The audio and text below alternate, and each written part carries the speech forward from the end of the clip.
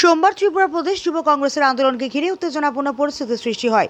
অভিযোগ, আন্দোলন চলাকালীন সিআরপিএফ এর লাঠিচার্জে যুব কংগ্রেসের অন্তত 7 জন কর্মী আহত হন। আহতদের বর্তমানে বিভিন্ন স্থানে চিকিৎসা দেওয়া হচ্ছে। যুব কংগ্রেসের পক্ষ থেকে আরও অভিযোগ করা হয়েছে যে আন্দোলনের খবর সংগ্রহ ও প্রচার করতে গিয়ে কয়েকজন সাংবাদিকও হেনস্থার শিকার হন। এই ঘটনায় সংগঠনের নেতাকর্মীদের মধ্যে ক্ষোভের সৃষ্টি হয়েছে। পরিস্থিতি নিয়ন্ত্রণে আনতে পুলিশ যুব কংগ্রেসের সভাপতি নীলকমল সাহা সহ আন্দোলনকারীদের আটক করে এডিনগর পুলিশ লাইন মাঠে নিয়ে যায়।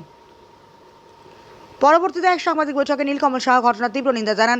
তিনি বলেন, আন্দোলন দমনের জন্য বল প্রয়োগ করা হয়েছে এবং সাংবাদিকদের বাধার মুখে পড়তে হয়েছে। ঘটনার বিরুদ্ধে আইনি পদক্ষেপ গ্রহণ করা হবে বলেও তিনি জানান। যুব কংগ্রেসের দাবি, গণতান্ত্রিক আন্দোলনের ওপর এই ধরনের আচরণ গ্রহণযোগ্য নয় এবং ঘটনার নিরপেক্ষ তদন্ত হওয়া প্রয়োজন। অন্যদিকে প্রশাসনের পক্ষ থেকে এই বিষয়ে আনুষ্ঠানিক প্রতিক্রিয়া এখনও জানা যায়নি। আগরতলার প্রতিনিধির রিপোর্ট, প্রতিদিন ত্রিপুরা। আমরা আজকে তো এটা নিয়ে আমাদের সিনিয়র লিডারদের সঙ্গে আমাদের কথাবার্তা হচ্ছে। আমরা কালকের মধ্যেই 100% দেখাও করব এবং ওই কমান্ডেন্টের ওপরে আমরা আইনি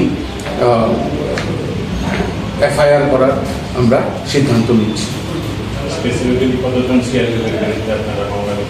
দেখুন, আমরা যতটুকু দেখেছি ওদের মধ্যে মেইন একজন কমান্ডেন্টই ছিল, যিনি কারো পারমিশন ছাড়া কোনো এখানে যে যারা ডিজি ছিলেন, আইজি ছিল, সিনিয়র ইন্সপেক্টর ছিল, ওরা লাঠি চার্জের কোনো কমান্ডই দিয়েছিল না। আমরা শান্তিপূর্বক আমাদের উপরে যখন জল কামান ছাড়া হয়েছিল, আমরা রাস্তায় অবরোধে বসে গেছিলাম। তারপরে তারা আমাদেরকে সেখান থেকে মারা শুরু করেছে এবং কোনো অর্ডার ছাড়া আমাদের উপরে লাঠি চার্জ করে। রাজ্য পুলিশের বিরুদ্ধে আজকে অভিযোগ আছে। দেখুন, সবাই তো আমরা বলছি না কেউ ভালো কেউ খারাপ, কিন্তু যেটা সত্যি যে রাজ্য পুলিশের কোনো আধিকারিক আমাদের উপরে হাত উঠায়নি। কারণ আমরা এখানে শুধু শুধু ভুয়ো মিথ্যে কথা বলতে চাই না। আমাদের উপরে সিআরপিএফ কোনো ডিসিশন ছাড়া, কোনো লাঠিচার্জের কমান্ড ছাড়া আমাদের উপরে হাত উঠেছে।